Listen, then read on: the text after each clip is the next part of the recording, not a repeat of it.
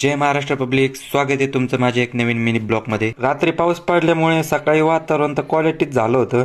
पतंग उडत की नाही प्रश्न पडला होता मला. टेरेसहून खाली आलो आणि ब्रश केलं. आज जरा लवकरच उठलो होतो कारण थोडं काम होतं मला. शिवराज दादा तर पुराला आलाच झाला होता. पप्पाला थोडं शाळेत सोडून यायचं होतं कारण गाडी मला लागत होती. पप्पाला सोडलं शाळेत आणि निघलो परत. जाताना पिल्याकडे गेलो तर पिल्या म्हणतोय क्रिश का गाणं सुने का. पिल्याचं पण काहीतरी वेगळंच असतं भाऊ. मस्तपैकी तयार झालो कारण आज होती संक्रांत.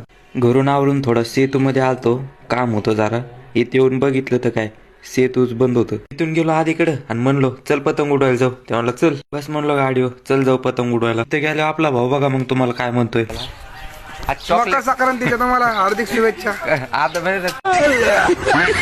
पतंग उडवायला गच्चीवर चढलो पण वारच नव्हतं. आणि जरा जास्त वाटा केला तर काका म्हणत होते इथं पतंग नका उडू.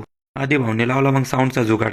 आधी भाऊला काय सीडीहून चढता नव्हतं येत भाऊ. हे बघा कसा करतोय. भाऊनी भोंगे आणले होते, घेतले वर. मग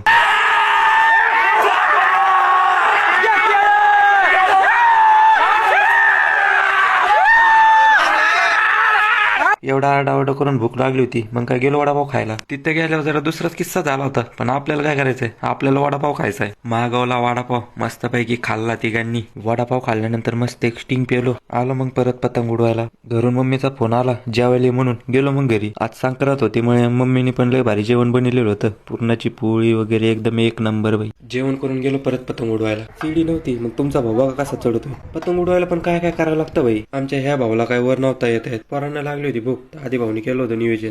तिथून गेलो मग भावाला घ्यायला. घेतलं भावाला, सोडलं त्याला घरी. मग त्या ब्लॉकला करतो इथं जे नेक्स्ट पार्ट साठी फॉलो करा.